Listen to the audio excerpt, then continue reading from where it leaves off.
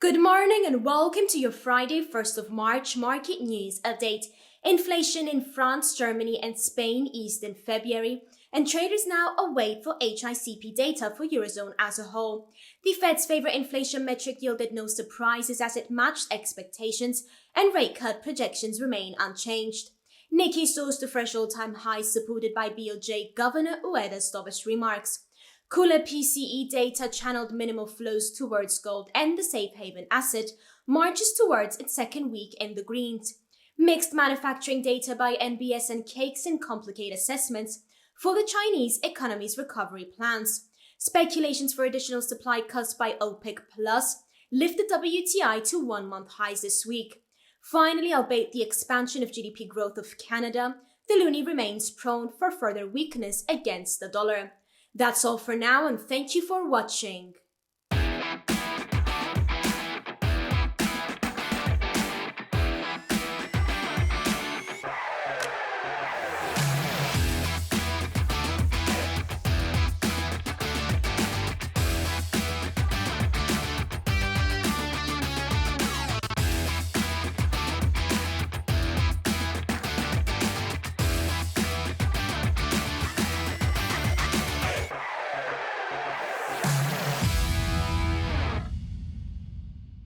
Hi everybody and welcome to another daily presentation. This is the market overview for the 1st of March of 2024, and these are the key events that you should familiarize yourself before starting your own trading day. Now the first and sole topic of the day is going to be about Eurozone's inflation data, which is coming up in today's late European session. So yesterday, making a start, HICP data from France, Germany and Spain strengthened investors' calls and projections for looser policy conditions by ECB, and at the same time, it has boosted interest and optimism in European equities, which continues steadfast their journey towards the 2000s record high level.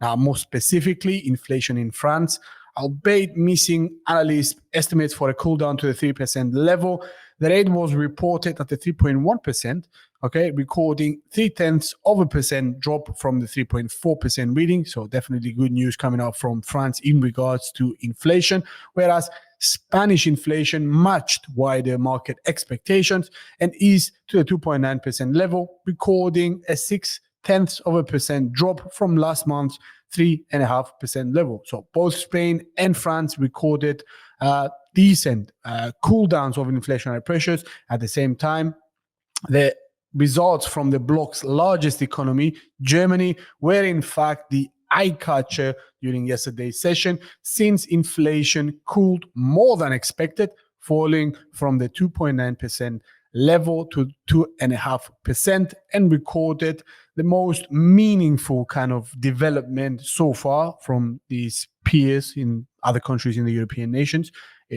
zone, as price pressures fell to the lowest levels since the second half of 2021. So we see radical kind of drop of inflationary pressures back to the central banks, the ECB's 2% target. So we have on the fronts of Germany, France, and Spain, 3 out of the 4 largest economies. Italy is the other one. So overall, we expect to see some sort of easing inflationary pressures on the aggregate kind of metric, which is coming up from Eurozone later today. So in the FX market, the euro has faced minimal pressures due to the fact that inflationary pressures are abating.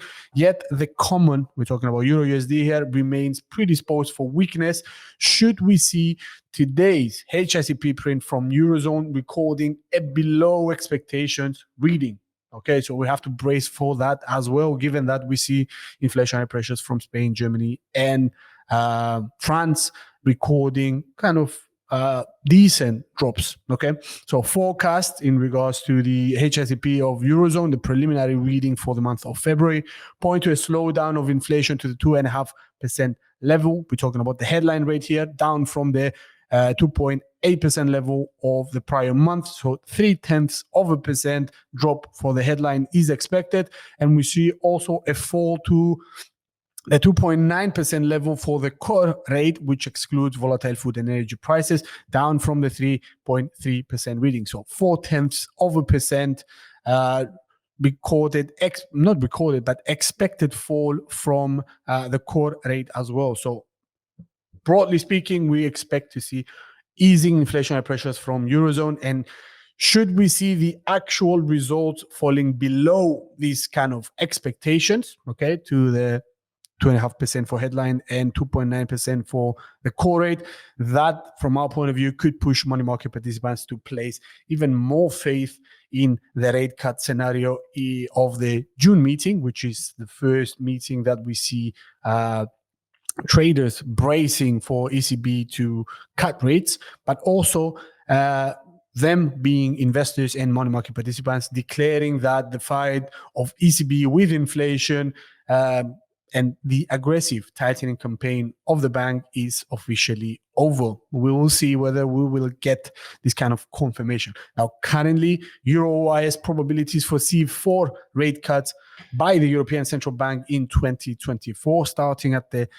second half of this year. Okay, so we're talking about June now. Taking place in the meetings of these 4 aforementioned kind of cuts, taking place expected to take place much more accurately in June, July, October, and December. And we're talking about 100 basis points of rate cuts being priced in currently, which should this kind of materialize, that would leave the ECB's key refinancing ratio, or rate more specifically, at the 3.5% level by year's end. So currently it's at 4.5%.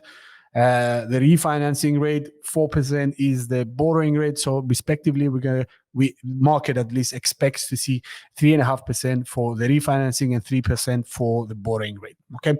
Again, super important data coming up from Eurozone. We will see whether we will get the actual confirmation that ECB is going to start cutting rates as soon as June. And it's certainly not good news for the euro. Okay, but at the same time, this is positive news, quote unquote, positive news for European equities. So we expect the euro to weaken, and European equities, specifically, we're talking about Euro Stoxx 50, also Euro Stoxx 600, but also other major indices from European nations, such as the CAC 40 from France, DAX 40 from Germany, and the Spanish 35 from Spain, to continue heading north, given these depleted, or at least these expectations for lower inflationary pressures in or across the block. Okay, for the time being, this has been the end of today's session, guys. Thanks for watching, and we'll catch you on to Monday's session for a brief, another hopefully brief update. For the time being, thank you. Take care. Bye bye.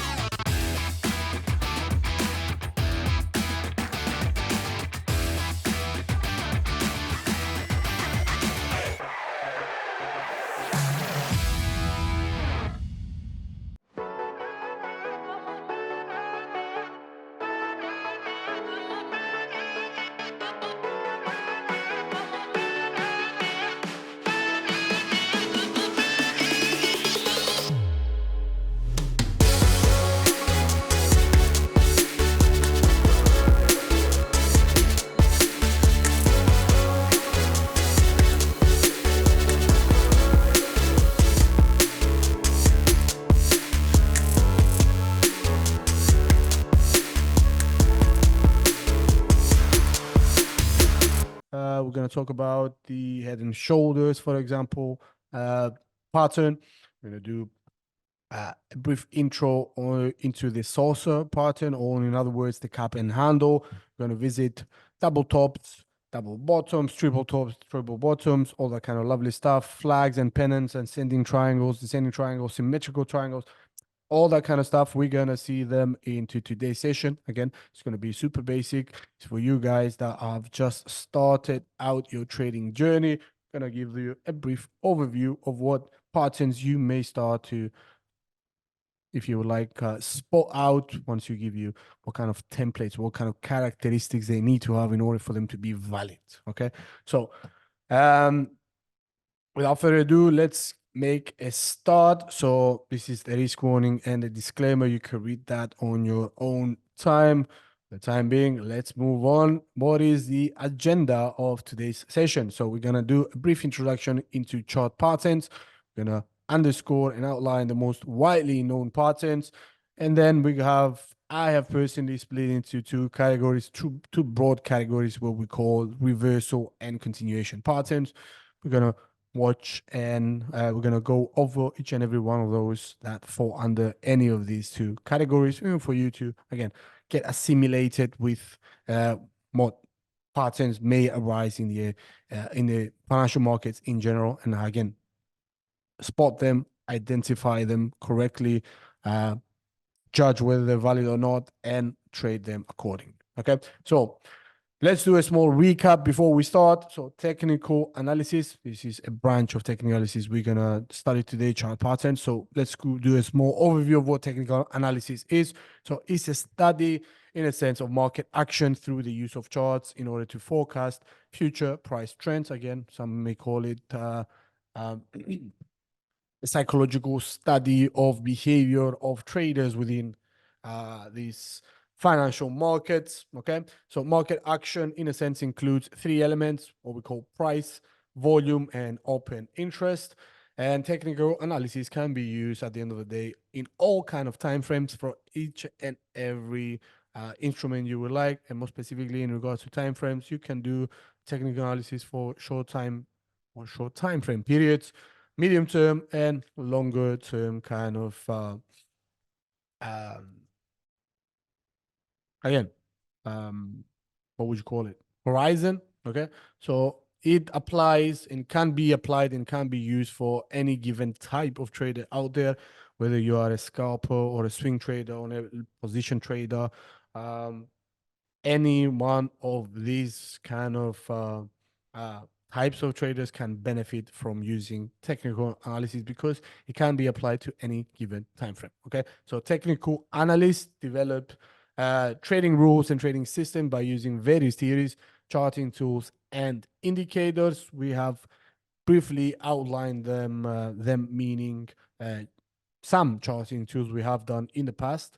Okay, and we're gonna as we progress throughout the series, we're gonna introduce technical indicators, and more specifically, which ones are useful under which kind of conditions. Okay, so if a market is trending, you can use moving averages, RSI, moving average, convergence, and divergence. There's a lot of technical indicators that can be used on a trending market. Whatever, if you have an instrument or a market that is trending in a sideways manner or is trading within a close trading range, okay, other technical indicators are more appropriate under those kind of circumstances. Okay, so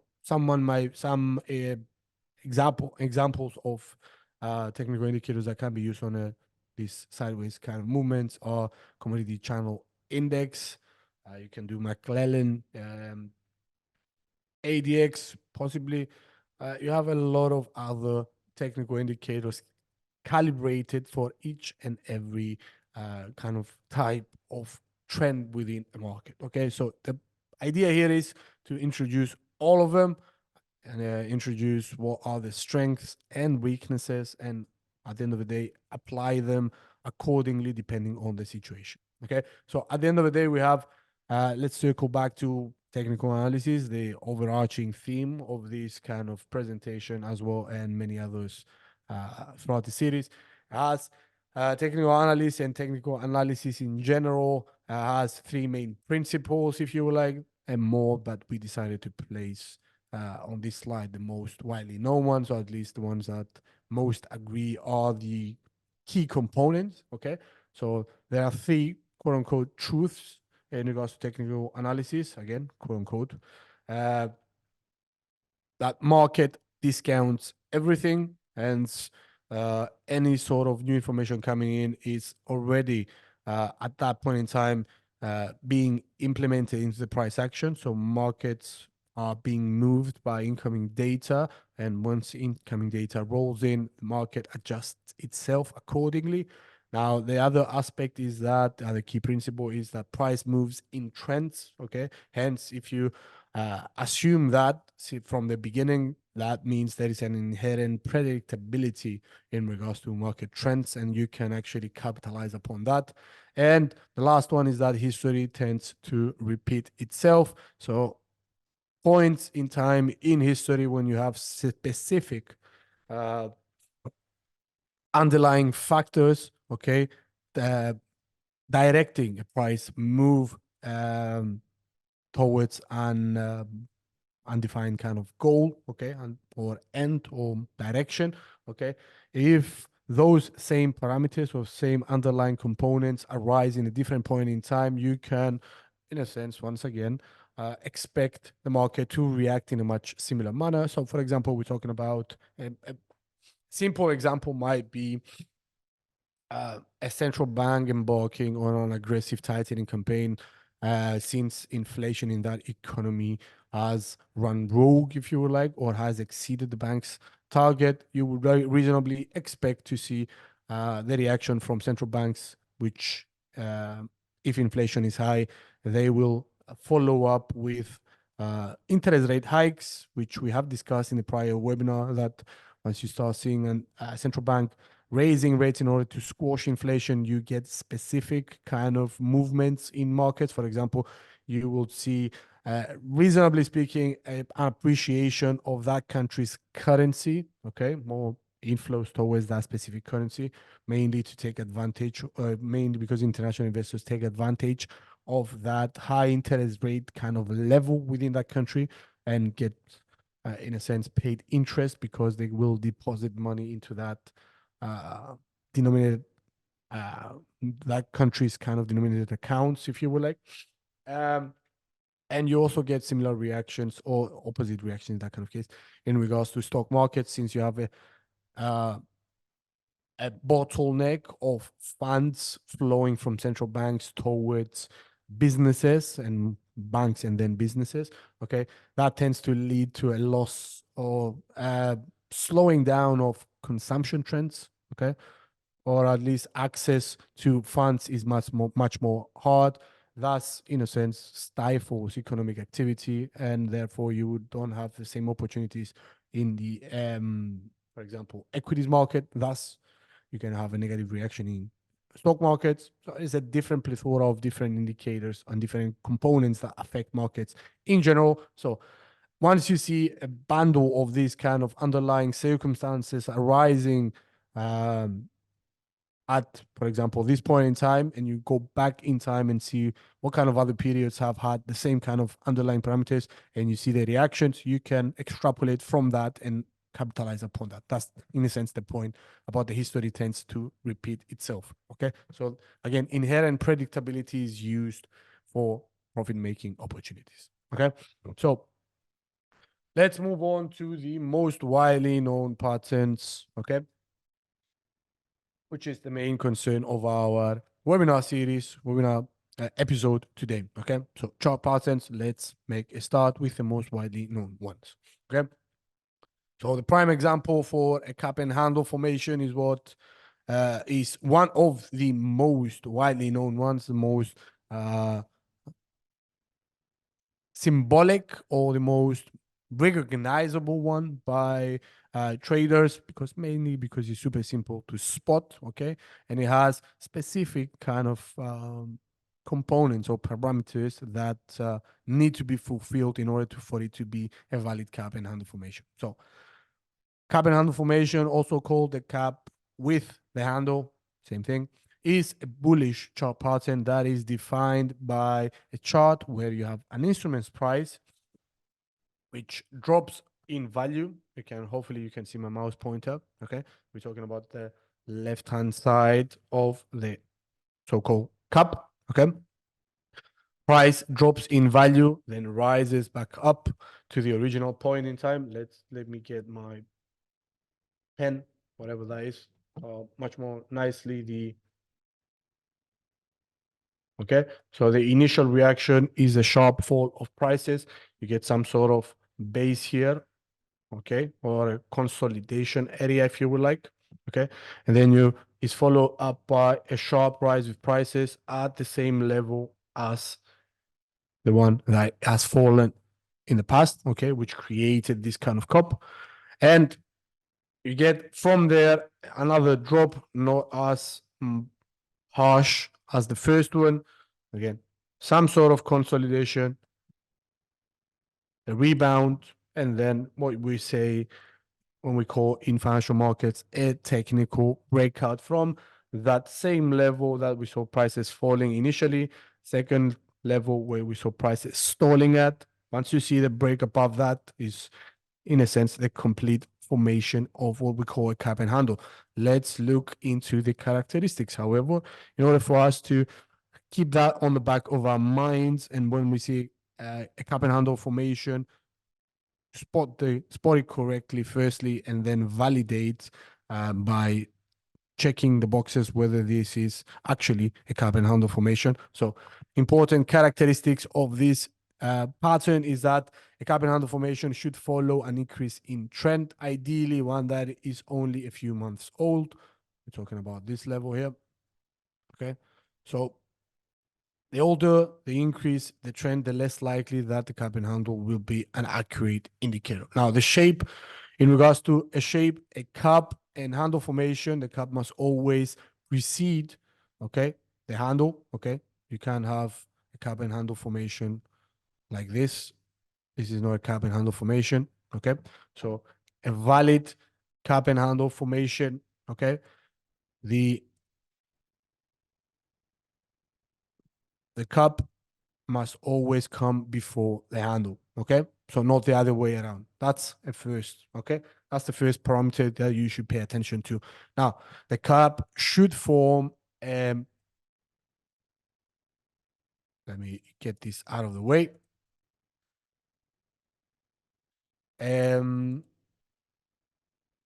Yeah, a cap should form a rounded ball shape. So we're talking about this here, okay? So it has to have a bottom, which indicates a strong consolidation, okay? A fight between the bulls and the bears is not leading to anywhere. So, okay, remember the analogy we had with the tug of war in prior webinars where we have the bulls fighting with the bears pulling this kind of rope, okay? But the price action is not going anywhere. No one of the two is gaining advantage, if you like. So therefore, you get a stalling of price action or the formation of a trading range, what we call. So a sideways price action kind of thing. In this kind of case, we call it a consolidation. Okay. So the bottom of the ball is the consolidation area after the sharp fall. Okay. And then from there on, you see the price action rising sharply afterwards, okay, forming completely what we call a cup. Okay, that's stage number one. Something else to remember is that the cup should be a cup and not a V-shaped kind of formation.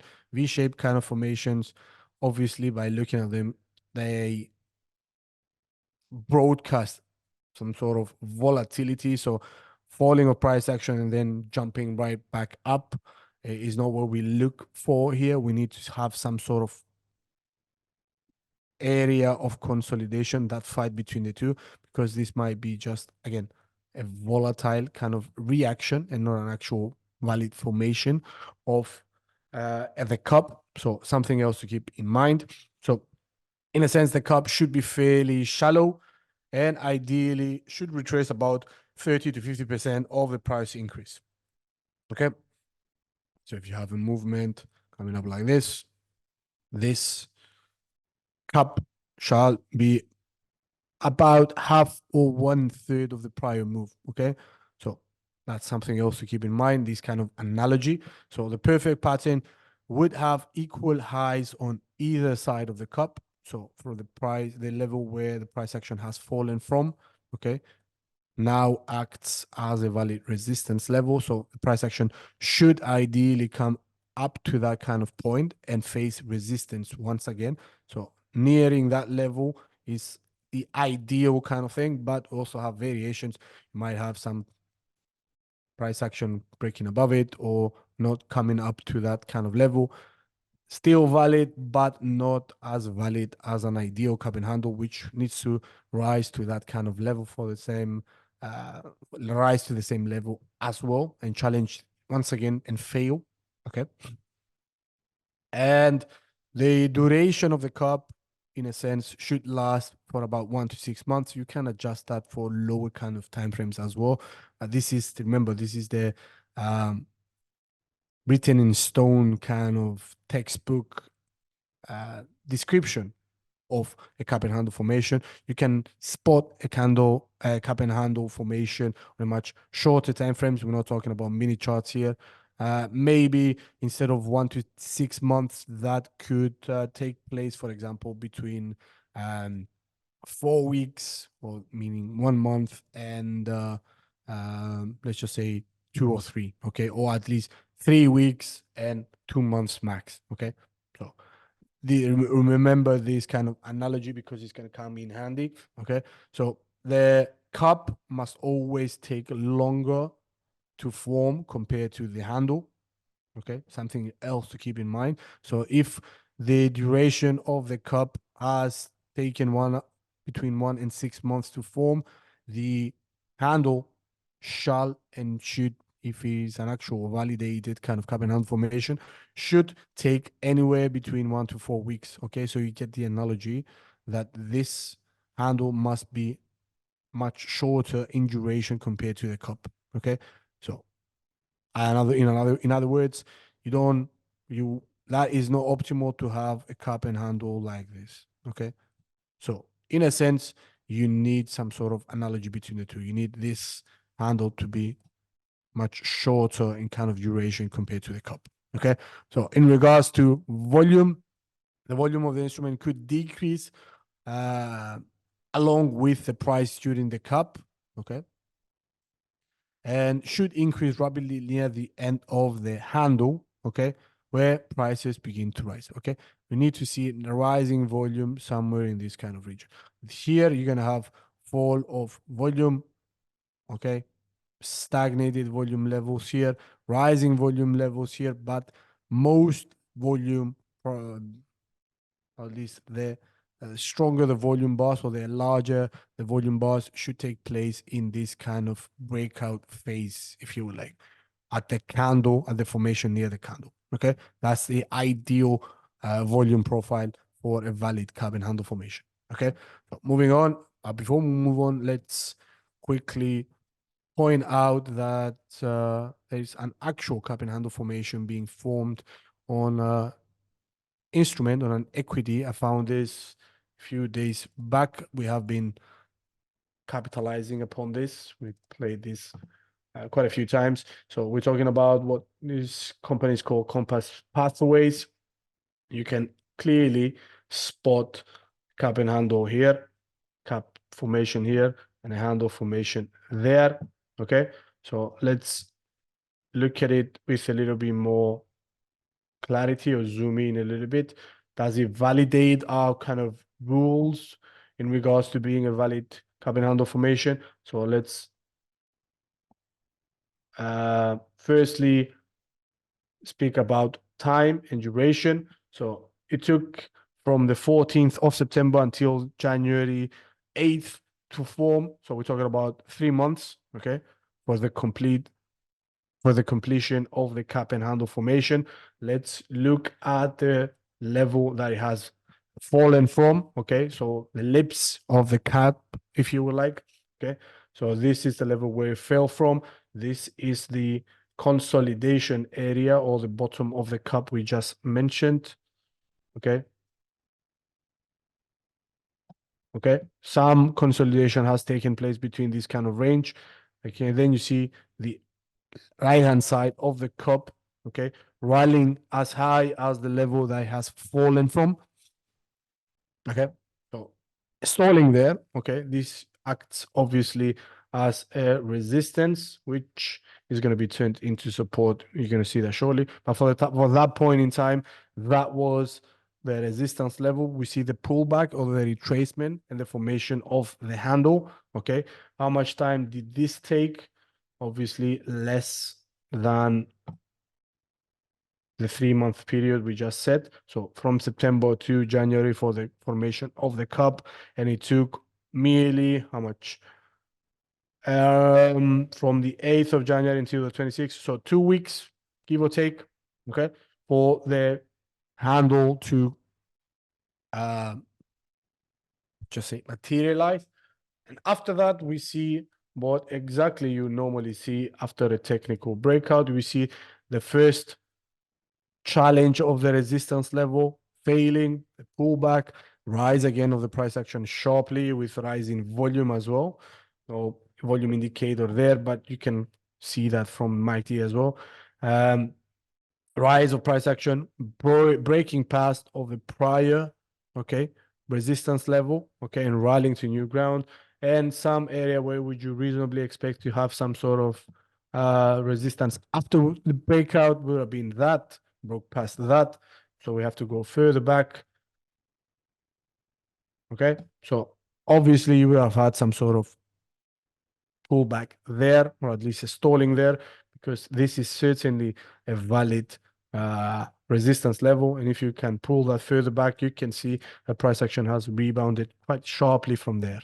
Okay, but in the grander scheme of things, this appears to have loads of free room to run, if you would like. So before placing, for example, a long order up at the top, I would have reasonably liked to see some sort of pullback from there. Okay. Wrong tool, but it's a ghost feed. Okay, so something like this. Okay, a retest of this level. Okay, whoop, sorry, a retest of the prior resistance level, which has now, since it was broken, become a support level.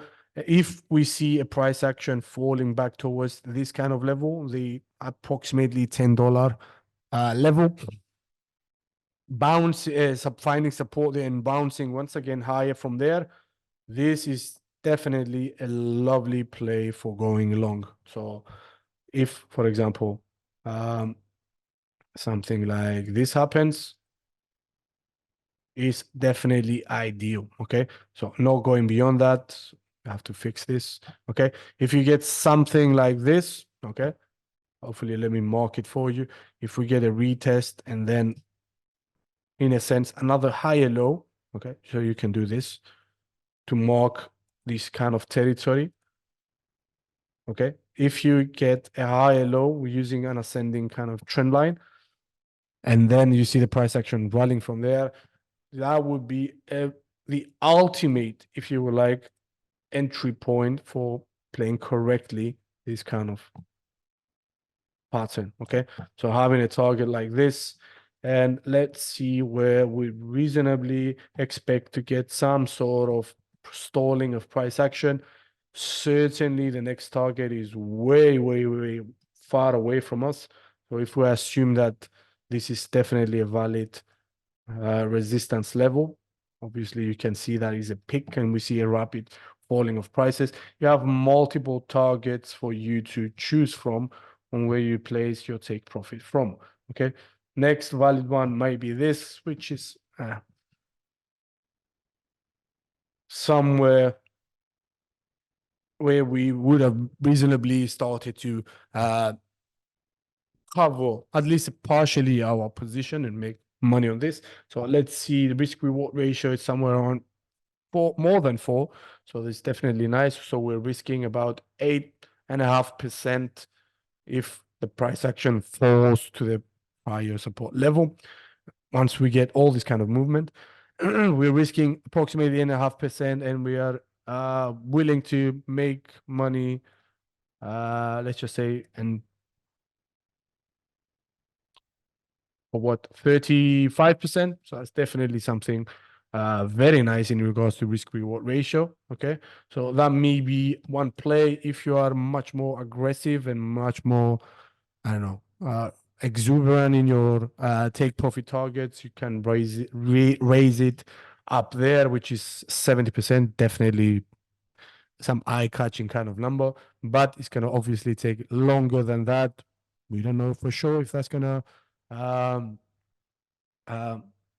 become a reality or manifest, if you like. If you don't see, for example, prices breaking past this crucial $15 level for over resistance, then no need to have a target up there. So cautious and quote unquote sophisticated kind of take profit level would have been somewhere around the $14.5 level, okay, for this kind of play. So you can see the fact that this cup and handle formation was created, okay, at the bottom, okay, of the market is another strong indication that is a for sure lovely reversal kind of point.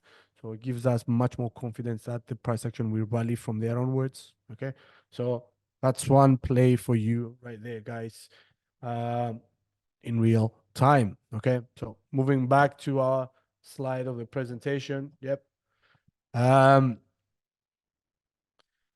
Let's discuss some other lovely chart parts and formations that are also used for, in a sense, placing a lovely strategic play. So these are double top and what we call double top and double bottoms. Okay, so you have, in a sense, what we call here a McDonald's sign and a Wendy's sign. So Americans and their burger joints. So we call this a double top and double bottom. So price action rallies to this specific kind of level, pulls back, and then rallies once again, fails to break above it.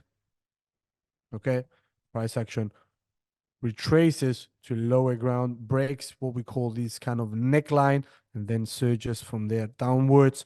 If this is found on a market top, okay, on a rallying kind of instrument, this is definitely a lovely reversal kind of signal. If this obviously is found on the flip side, if this is found on the bottom, okay, prices are actually falling all the time, and you see this at the market bottom, the price action falls to this kind of level, rebounds from it, falls once again, fails to break below it, and rebounds once again, breaks past the neckline and rallies from it, okay, gives you an indication that it's a valid reversal kind of signal, and you can play this accordingly. Once you see the break above the neckline, you can generate a buy or a long order here. And in this kind of case, once you see the definite breakdown below the neckline, okay, you sell, okay, you generate a short kind of call for this.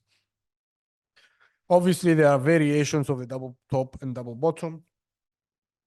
We have triple tops and triple bottoms, something like this and something like this. Okay, much more grave in their potency, if you will like, much more important is potency, okay, because you have 3 times that level is not broken in regards to a triple top. That gives you an indication that whenever the price action falls below what we call the neckline, the price action is gonna fall rapidly from there onwards, because you have a wall of sellers there, not allowing the bulls to push the price action to high ground. They fail once, they fail twice, they fail thrice, and when the break below the neckline appears, sell signal is generated. Flip side, again, triple top and triple bottom. So in the triple bottom kind of case, bears are in control, the pushing price action to lower ground. The bulls are constructing a wall of with their orders down there, not allowing the bears to push the price action to lower ground. Fail once, they fail twice, they fail thrice, break above this kind of neckline by a lot and by a definitive amount of number of percentage, if you would like, creates what we call a buy signal here, and you expect this kind of reversal to take on momentum from there onwards and rise to high ground. Okay, if this is found at the top, It's definitely a lovely reversal signal. Same goes for this, but if this is found on a bottom, this is another valid reversal kind of signal. Okay, so characteristics found near the end of a bull market, has 2 consecutive peaks. Prices bounces from the neckline from the second to form the second peak. So we're talking about this. Okay, and when prices fall below the neckline, is considered to be a bearish signal, sell position, etc., etc., etc. We just discussed this. Double bottom, same thing.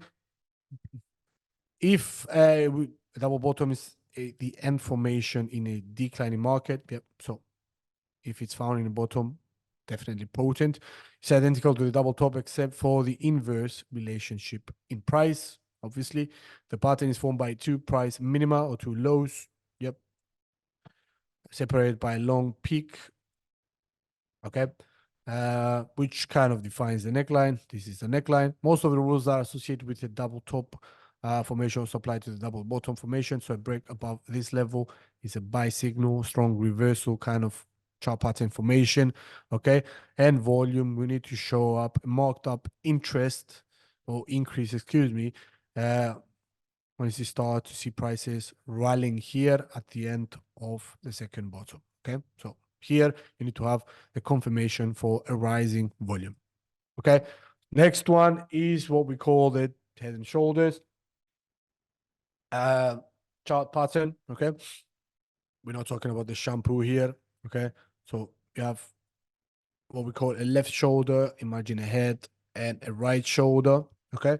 So this is one of the most widely recognized chart patterns out there. Traders actually scavenging to find out where these are actually formed. So when you see these being formed at the top, okay, head and shoulders at the top, once again serves as similar kind of has similar implications, much like the double top and triple top.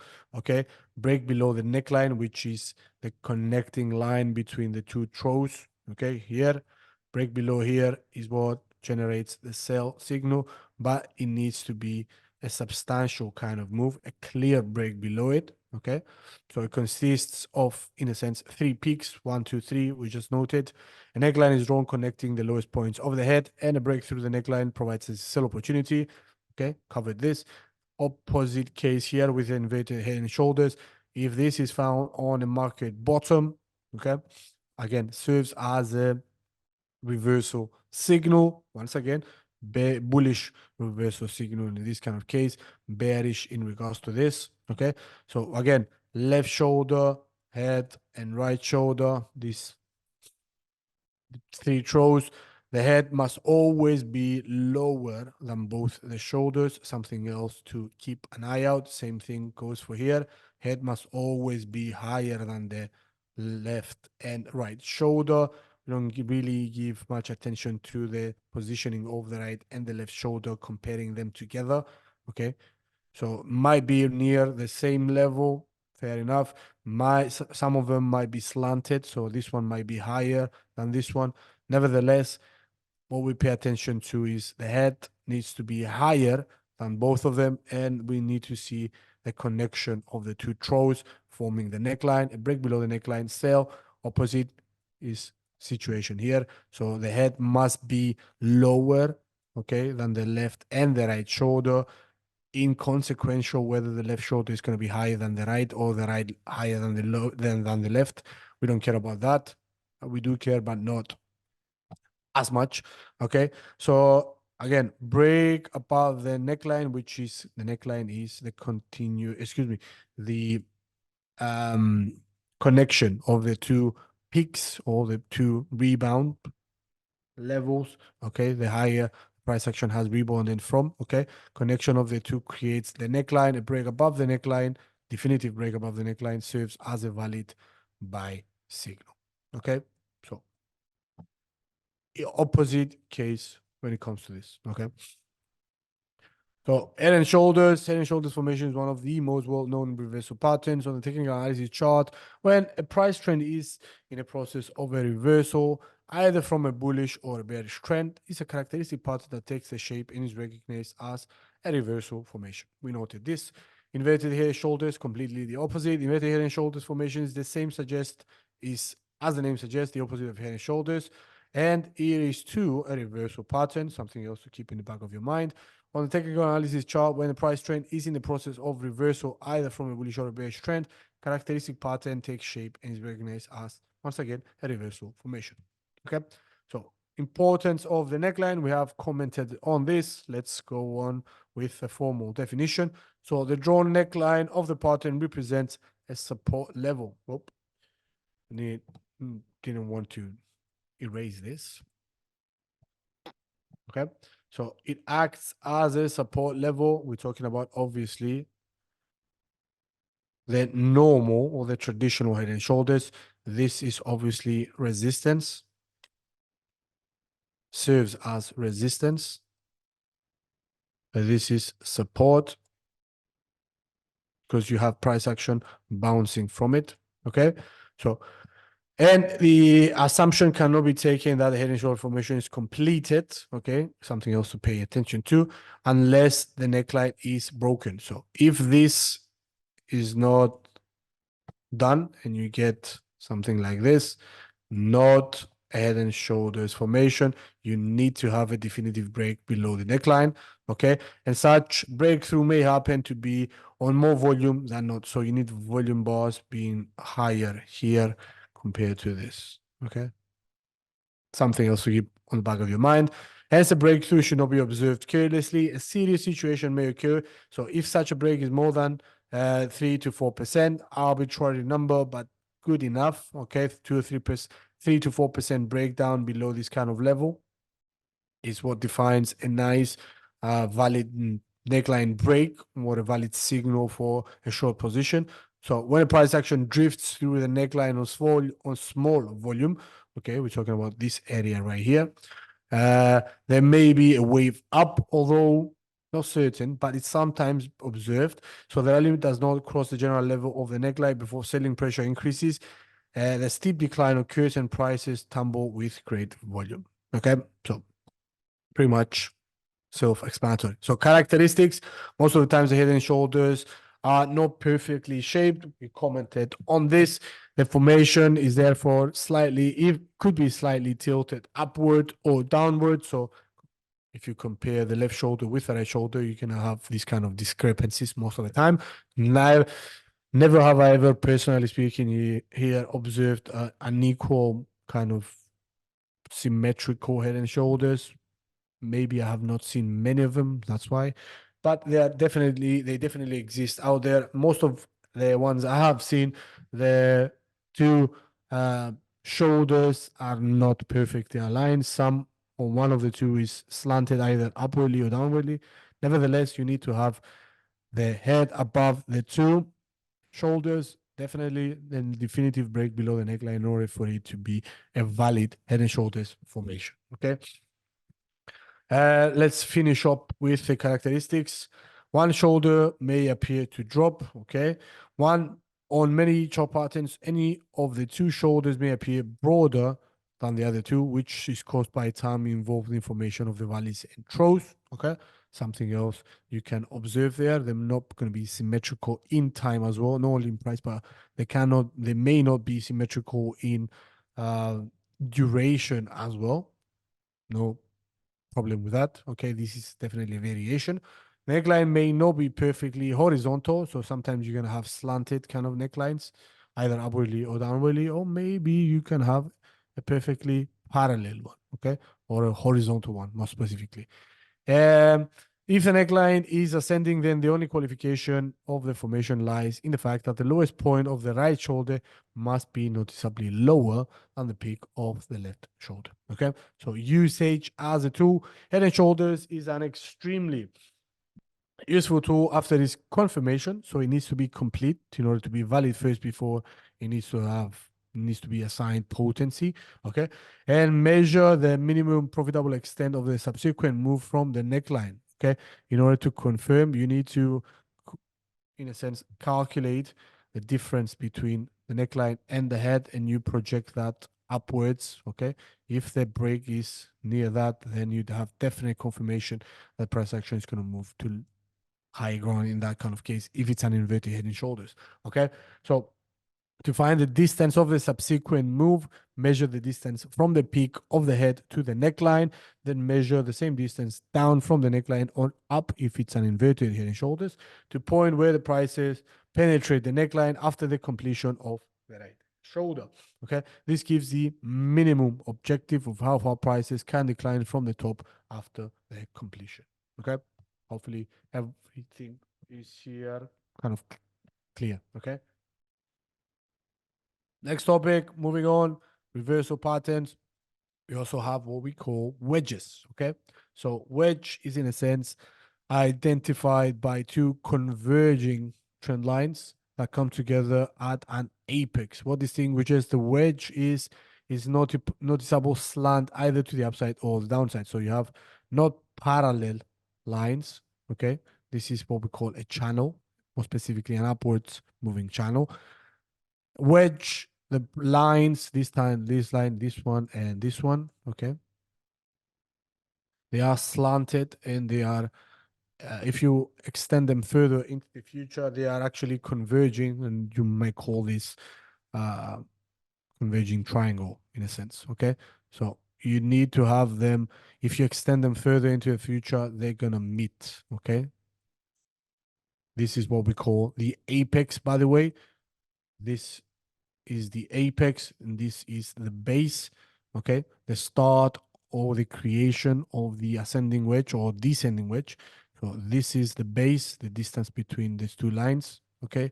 And this is the apex, the distance between these two now much more closer converging lines, okay? So this is the apex and this is the base. Just a few terminology you can come across, okay? So a rising wedge is considered bearish, okay, if it's found in an uptrend. If you see this on an uptrend, it is definitely a bearish signal, so a reversal may be imminent, whereas a falling wedge is considered to be bullish if this is found in an downtrend, okay? Much more potent if it's found in their original kind of habitat, if you would like. Okay, so wedge, what you need to take here from here is that it's like a symmetrical, it's like a channel, but the two lines are converging towards each other, much more closer to a triangle rather than a symmetrical channel, because obviously the lines in a channel are parallel. These lines of a wedge are converging, okay?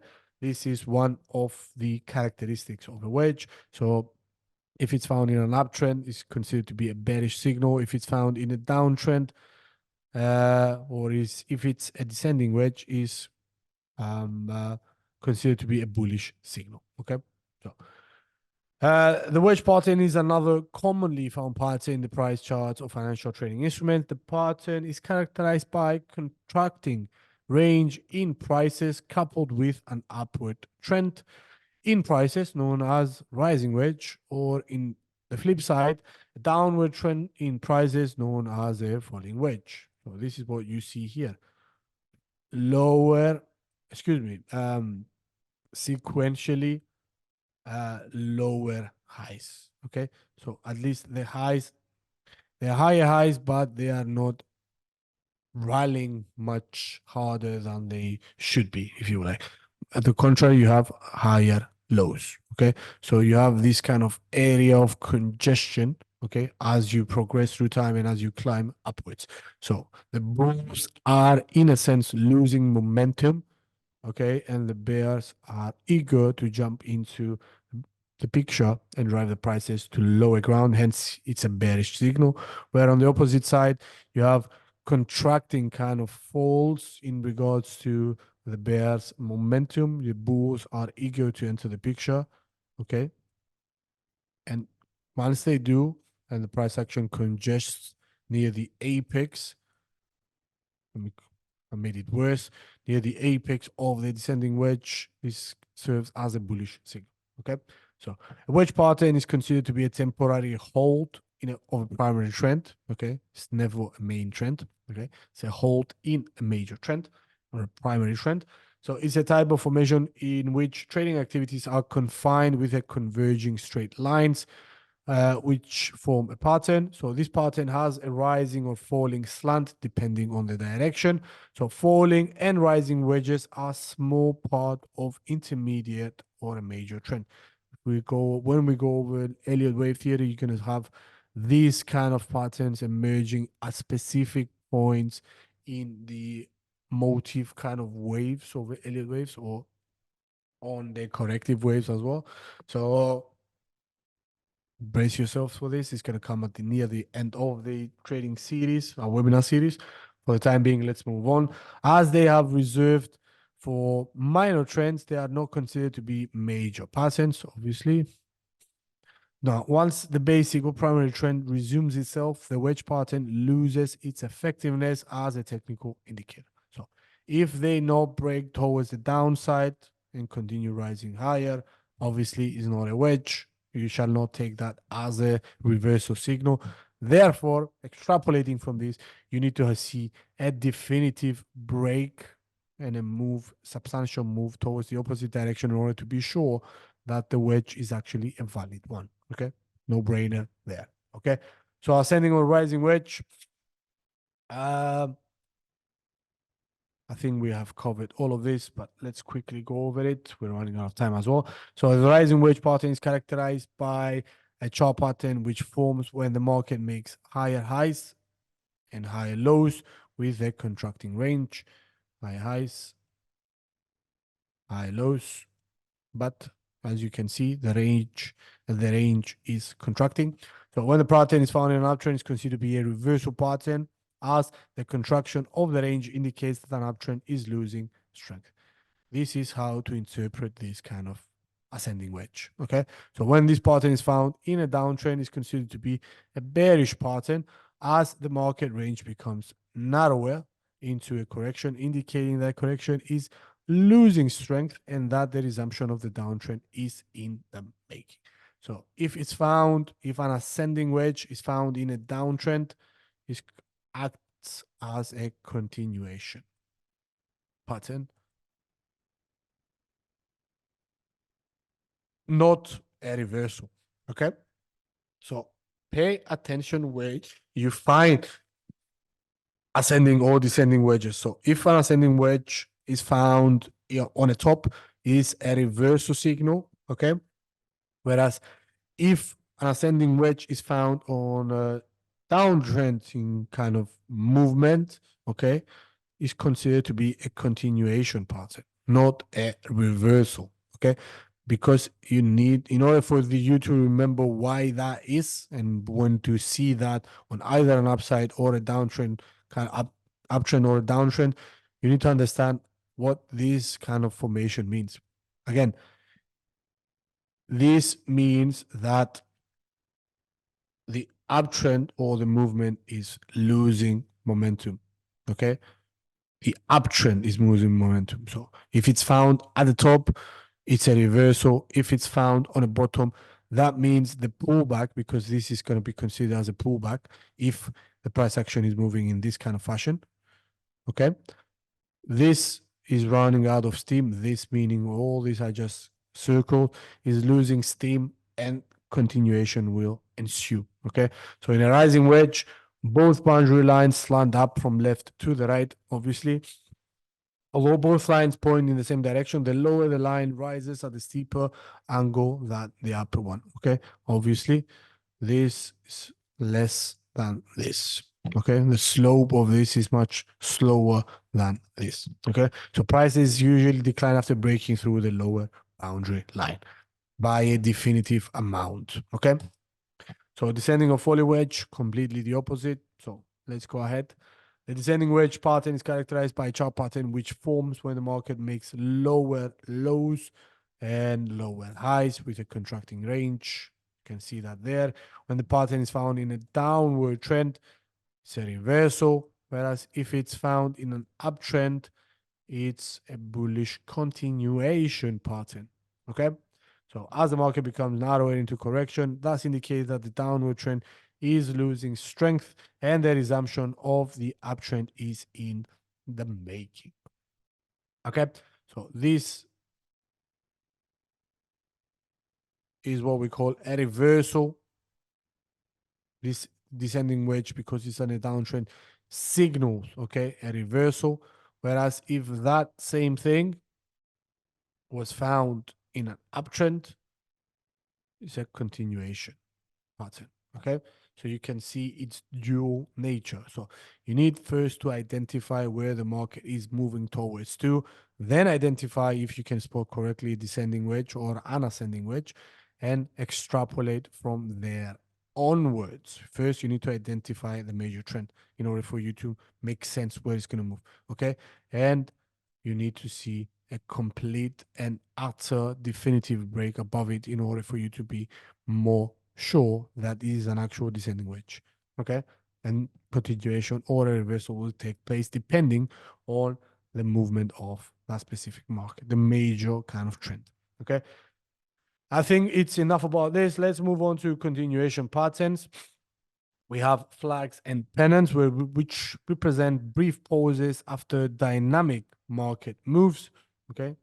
This is their characteristic. This is definitely a dynamic market move, okay? So they represent situations where a steep advance or decline, this is the decline, obviously, and this is a steep advance, has gotten ahead of itself and where the market pauses briefly to catch what we call its breath before running out again at the same direction, okay?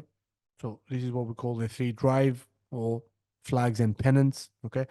Followed can be found after you see an abrupt kind of sharp rise or fall of price action.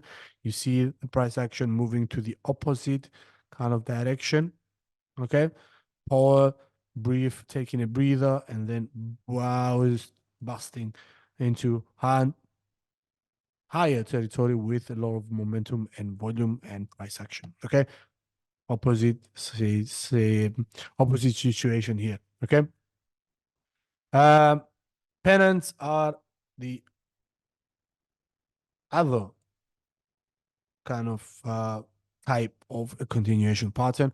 After a sharp rise in price or a sharp fall in price action, once you see a contracting kind of range, what we call, in other words, a symmetrical triangle or a pennant, okay? Pennant is because it follows up a sharp movement, okay?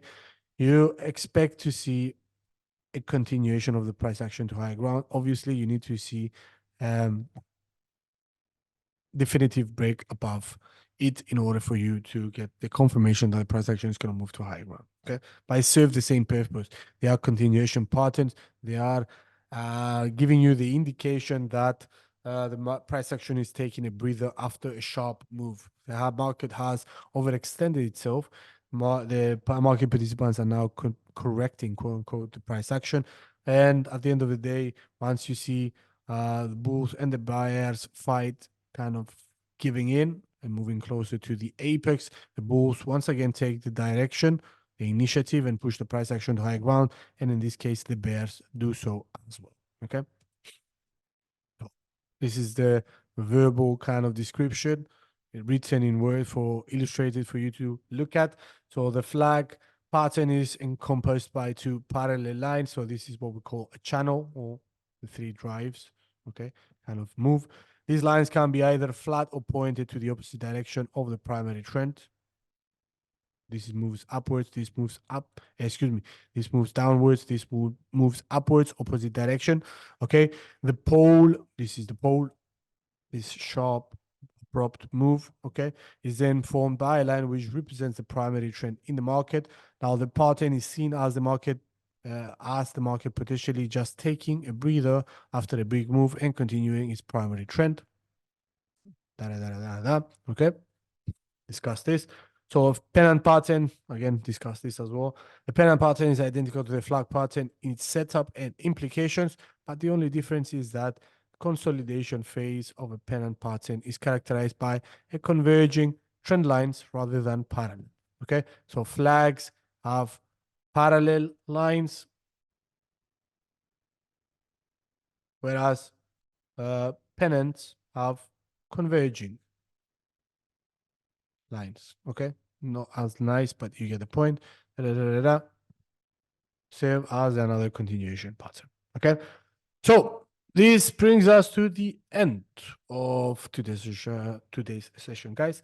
Thanks for watching, and we'll catch you on to next session where we're gonna probably discuss, if I'm not mistaken, about we're gonna go back to fundamental analysis, and we're gonna cover the most widely known economic indicators that fundamental analysts look at for them to gauge how a specific country's economy or a specific instrument is behaving and how it will be affected by incoming data, and use that kind of information to make much more sophisticated kind of predictions, or actually go ahead and capitalize upon that kind of information and strategically trade them. Okay, so for the time being, thanks for watching. We'll catch you on to next week's webinar for another lovely episode of our series. For the time being, thanks for watching, guys. Ciao, ciao. Bye-bye.